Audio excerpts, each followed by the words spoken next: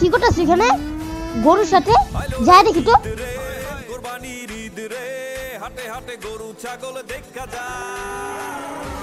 এ ভাই আপনি এখানে কি করতেছেন? আরে ভাই দেখতেছেন না 7-8 লাখ টাকা গরু কিনছি ভাই, এটা তো আমার ফেসবুকে পোস্ট দিতে হবে না ভাই। এটা এখন গরু লাফাই ভাই আমার মতে ভাই, সবাই চিনে ভাই আমারে, এই ফেসবুকে পুরো ভাইরাল আমি জগতে ভাই। আর 7-8 লাখ টাকা গরু কিনছি, তার জন্য ভাই আপনারা এমন করবেন?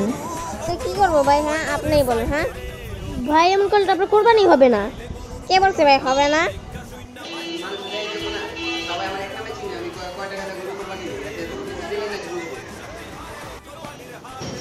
আরে ভাই, আপনি 7-8 লাখ টাকা গরু কিনেন বা যাই করেন বা 20 লাখ টাকা গরু কিনেন, এটা কি আপনার এই ফেসবুকে লিখে ছাড়তে হবে? এটা তো ভাই কোনো নিয়ম নাই ভাই।